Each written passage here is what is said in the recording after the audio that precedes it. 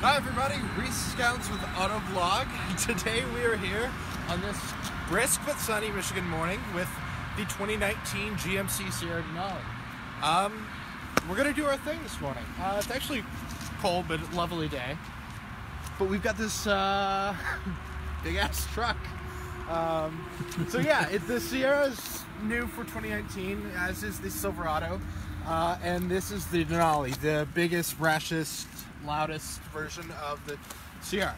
The Denali, as you can see here, is powered by a 6.2-liter naturally aspirated V8, making 420 horsepower and 460 pound-feet of torque.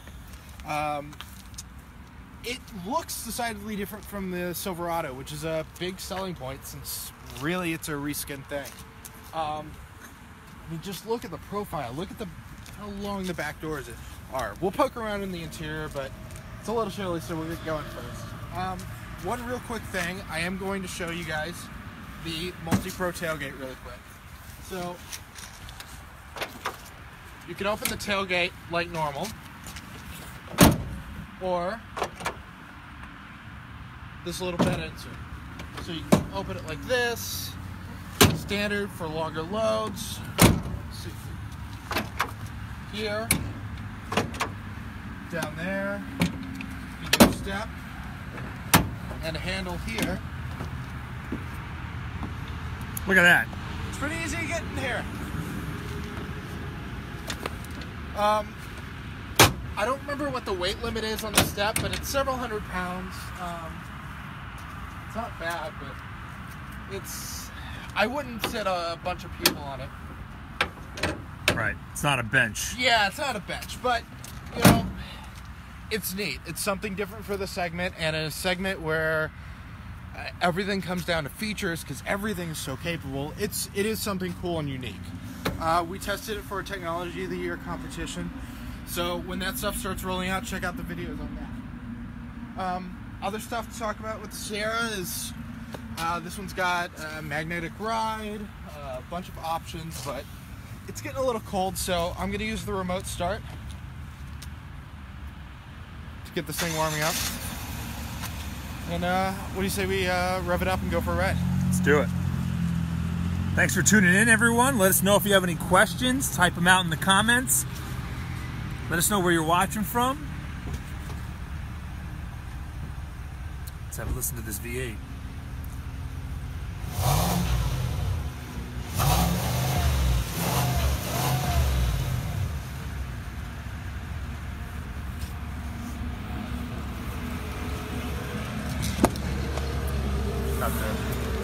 So yeah, if you look, when he opens the door, it's got automatic steps on the exterior. So the exterior is all new. The interior is, for those that know GM interiors, it's pretty familiar in here. That's good and bad depending on your tastes and what you're comfortable with. The interior is honestly my biggest complaint about this car. It looks and feels a little cheap, especially for something that cost $68,000. And especially like compared to the Ram or the F-150, it's not as good. And it's got a lot of features. We've got USB-C down here. We've got 3-prong outlet, 12 volts.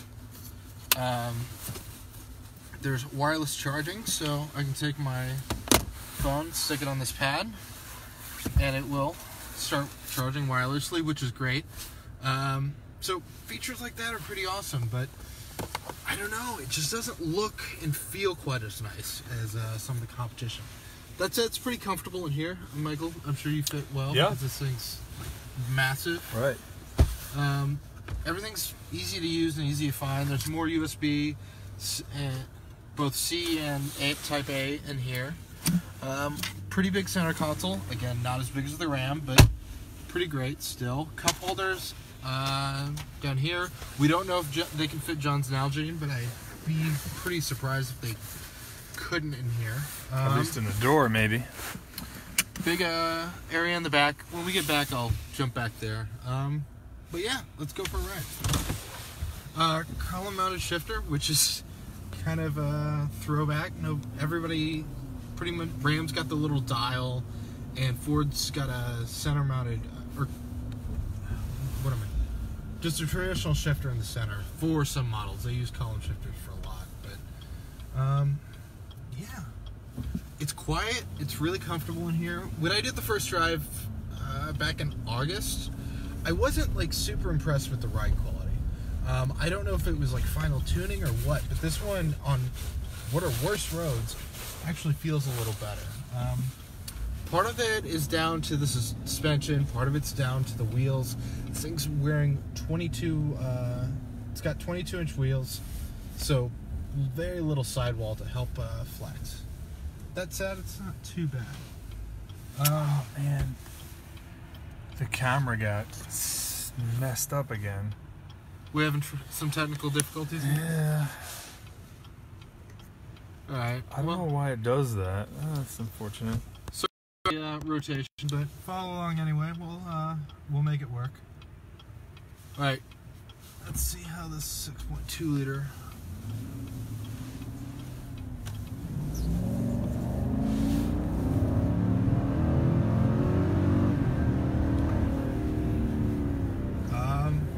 Yeah, it's pretty brisk. I wouldn't call it quick, but for a truck with this much mass, the 6.2 liter is great. I mean, we're getting more power than what the Ram offers right now, and I like the power delivery, and I like the sound way better than what Ford offers with the EcoBoost stuff. Yeah, the EcoBoost in certain trims is more powerful, but God, it's really, really hard to like pass up a V8. And GM does powertrains like as good or better than anybody. I mean, you can talk about the merits of the interior and like the design all you want, but man, these V8s are really, really good. That said, this thing's rated for 15 city, 20 mpg highway, which is not great, even with cylinder deactivation and even with the new 10-speed auto.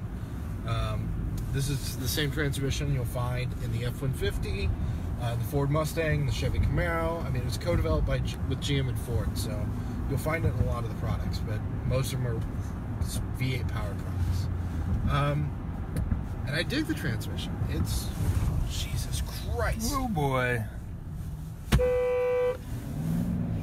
Sorry guys, I almost got cut off by a box truck. Somebody just meandering over, not paying any attention. Yeah. I don't know how they missed this thing, as big and chromed as it is. What do you guys think of the styling? Seriously, like, I actually kind of like the looks of the Sierra, but I prefer the AT4 to the Denali. I'm not big on all the chrome, and it's just a little too loud for me. I much prefer the looks of, like, the Colorado and the Canyon and all the mid-size stuff. All the full-size trucks are just a little too in your face, but customers seem to like it, and that's what people are buying. Same with the price. I mean, you can argue about a $68,000 truck all day long, but people want them, and the profit margins on these things are huge. I don't know, guys. Any questions I can answer today?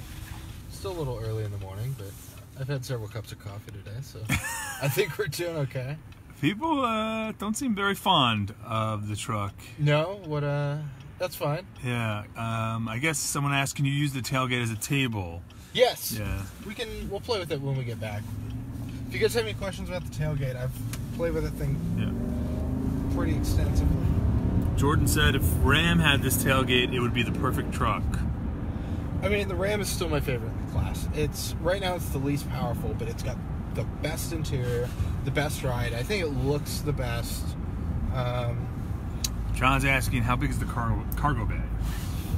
Depends on the truck. I think we've got a 5-foot bed in here. We'll get back. We've got the crew cab short bed, which I think is the only, like, I don't think you can get a crew cab long bed on the Denali, but it's still a ton of area. So, with this generation, both the Silverado and the Sierra have I think total cargo area is bigger than anything else in the class. Especially, like, it all comes down to width. I think the cargo width on these trucks is like 4 inches wider than what you'll find in the Ram or the Ford. And that's big. I mean, that's huge when it comes to payload. I think total cargo capacity is, on the short bed models like this, is as much as some of the long bed ones on the Ram and the Ford. Jason says he'll never buy a GM again. Why is that, Jason? Yeah, care to elaborate? Yeah, please. I mean, this is not it's not my favorite truck, but like it's not bad by any means. Like, we're talking like minor differences, and like if some people prefer the styling on this, like you're not getting a bad vehicle. It's just not my favorite in the class. Sean says, I'm in Michigan and I'm sorry we produced this nonsense. That's funny. I mean, it is a little nonsense, but it's if this is too much truck for you, if it's too brash, that's why that GM makes the Colorado and the Canyon. I mean, those are much like smaller trucks, still really long. Let's be clear about this. You still get a lot of like leg room and like bed space because those trucks are so damn long. But the looks, I think they're way more handy. I just wish you could get a V8 in either one of those.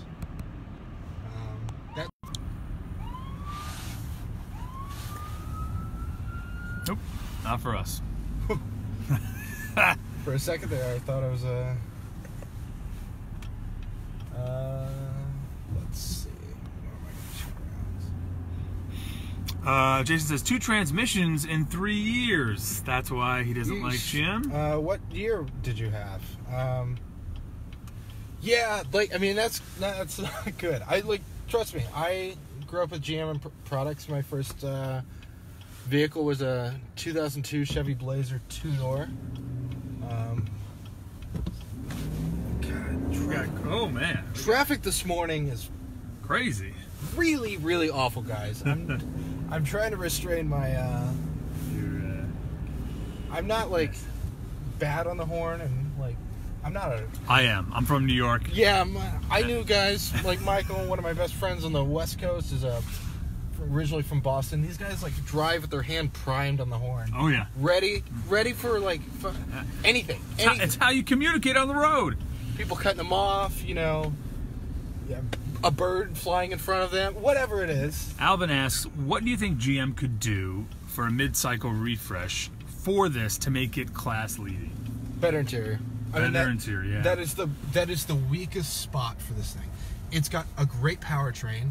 I think the exterior styling's fine, but that's a really kind of it's a really subjective thing. You may prefer the looks of this over the F-150 or the Ram. That's the thing. But the interior, it feels a full generation behind. I didn't like the interior in the like old GMCs, and this one doesn't feel any better. I mean, there's a few little things. The infotainment system's pretty great. I much prefer this to Ford's. Super easy to use. Oh, we totally missed the camera mirror. So I'm going to circle the block while we talk about this. So this is the rear camera mirror. There's the switch on the bottom to do it like night mode. Right now, it's just a mirror. Let's see if we can do it. Well, the sun's a little bright right now. So right here, it's really kind of hard to see, but you can see out the back window if you look carefully right there. You can see Michael's face and mine over here. But if we switch the bottom, it's a camera. Now, a lot of people, like, I don't know, we've tested this a few times, and the staff seems pretty split on it. Some people prefer, like, simplicity of the mirror. I really dig this thing. Once I kind of got used to it and the different reference point, I think it's a pretty slick thing. And it's super crisp. It works really well at night. If you've got your bed loaded with stuff, if you've in something like a Traverse, or if you've got a bunch of people in the rear, it doesn't, like, the camera doesn't care. You don't get all of that. You see what's exactly behind you. And it's, I think it's a really slick thing. And that's where, like, the GMC kind of wins. Like, none of the other trucks have this. None of the other trucks have, like, such a great powertrain, or, like, I like Uconnect, but I really like Chevy's infotainment system. It's just the rest of the interior is just so, like, middling. I don't think it looks all that good. All the materials kind of feel cheap. I mean, so yeah, a mid-cycle refresh, like full refresh of this interior would be really, really great, because the rest of the truck is really pretty solid. Good powertrains, interesting features. It's priced right on top of the others, so I mean, we can talk about $68,000 all day long, but I mean, that's what trucks are selling for these days. Again, I hit the antenna on that tree. Man, this whole orientation thing is the worst. Yeah, sorry guys, we usually don't do the vertical video thing. Luigi's asking about the sound system. Sound system's pretty good. I think it's a Bose system in this, which Bose systems are really hit and miss, but I dig this one a lot. It's a lot of it is this truck's super quiet, so that noise isolation is really good for the sound system. You hear it, you don't hear a lot of road noise, even with these big ass tires. Let's see if we can play with it a little. I was listening. See, you can see there. I was listening to audiobook in here, phone. Let's go back. We don't want to show any of that, but yeah, the audio system is great. The infotainment system itself is pretty great. Super, super slick. I think better than what GMC was using before. Tons of toggles, tons of real buttons, which is, again, really great. They're just kind of like, this silver plastic just looks really cheap. It's all plastic up here. There's odd, like, panel gaps and, like, grab the phone real quick. This in particular. Like, why does this not meet flush with this one? I just don't understand it. But yeah, let me get in the back real quick and I'll show you guys how much room we've got in the back. So I was sitting behind, I'm 6 feet tall, and I was sitting behind myself, and I've got tons and tons and tons of room back here. We've got heated seats, another 2 USB ports. You guys can't really see, but they're on the back of the center console. Vents back here. I don't have HVAC controls, but yeah, I mean, they're true family cars now. I mean, it's hard if you want to like have something. If you need interior storage, stick with the Tahoe. It's just more secure on the back. Tahoe's great too. I'm looking forward to the refresh and the new platform. But yeah, let's do another little walk around. I'll show you that tailgate.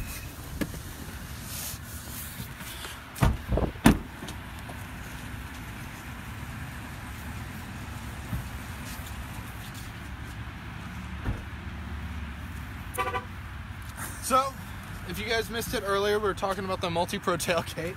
It's so funny. Jason says the GM Dash reminds me of my kid's Leapfrog iPad. That's a pretty good one.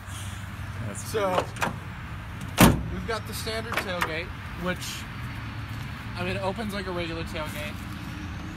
And with the remote, let's see where I put it. You can double tap with the remote and it drops, which is good. The Chevy, the Silverado, just power up and power down, which is cool, but I think I kind of prefer this multi-pro tailgate.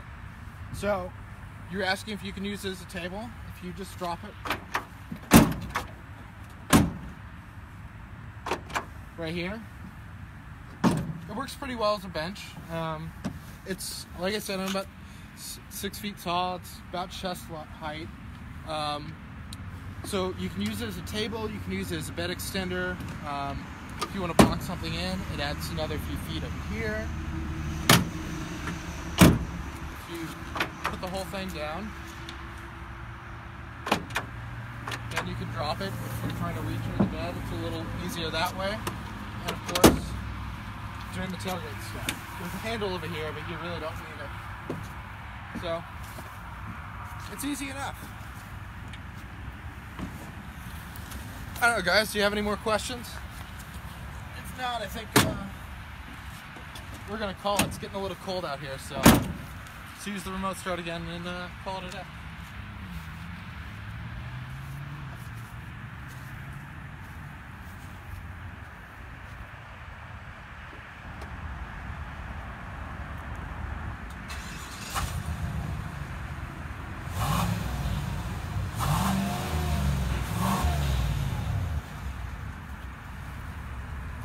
Alright guys, Reese Counts with Autoblog with the new 2019 GMC Sierra Denali. Thanks for watching.